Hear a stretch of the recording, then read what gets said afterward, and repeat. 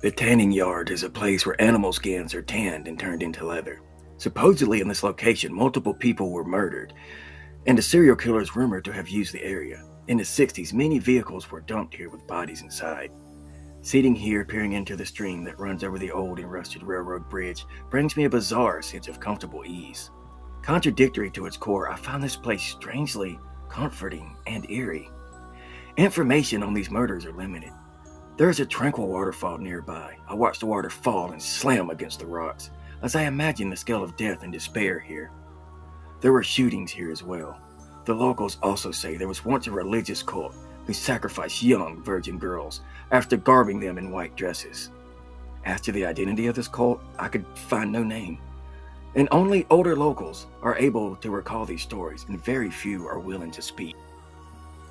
Being in this place at night isn't as frightening as I first feared. A local legend tells of a girl who was able to escape sacrifice from the cult by running through the river. Legend also says you may see her here at night. There have certainly been several religious cults over the years in this state, all mostly religious in nature. A case of Christianity taken way too far. But none of them seem to fit this area or local stories. I would be dishonest if I didn't state that I believe these stories could be nothing more than urban legend. Sitting here pinning my next terror tale, I hear a distant sound of skins being scraped and the sound of pattering feet. This could be pranksters, of course, but either way, I elude the source of the noise for my own safety.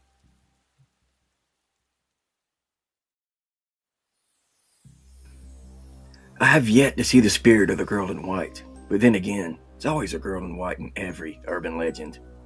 I move further away from the pattering feet as the cold grip of the summer night settles in.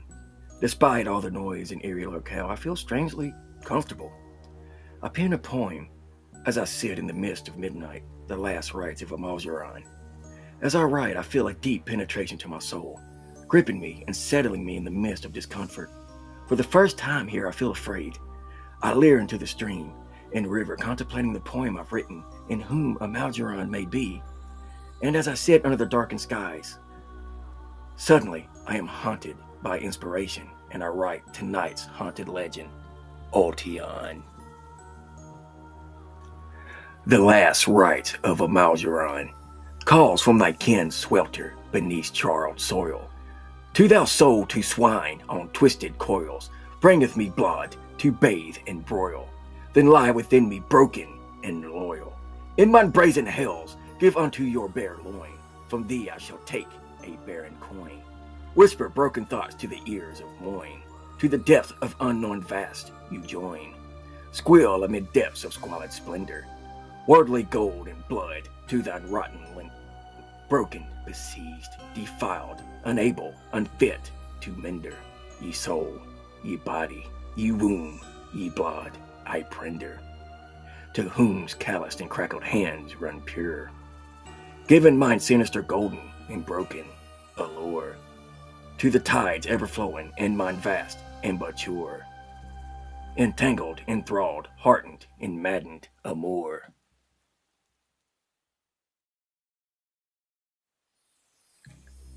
Ultion.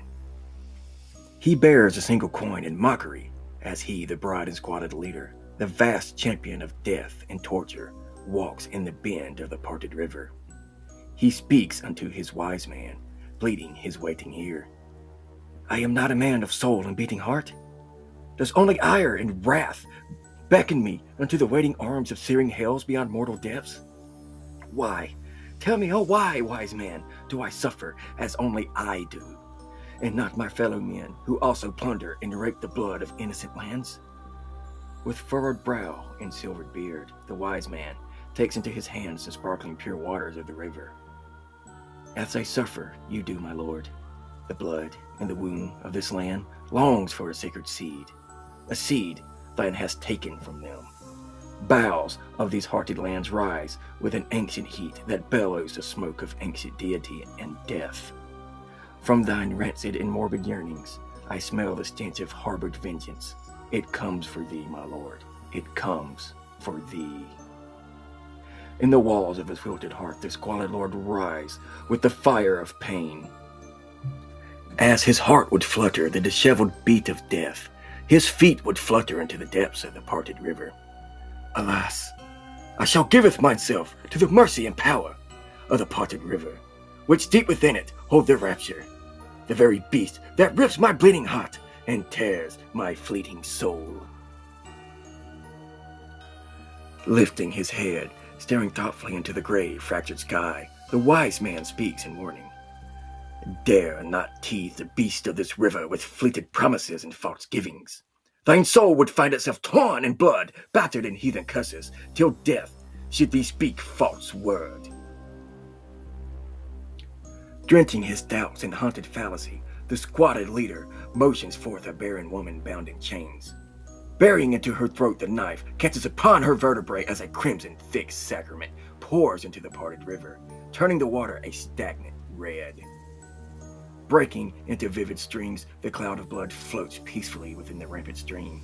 Disrobed and bound in iron chains, the barren woman is thrown into the river as the chains swirl about her in a harbinger of death.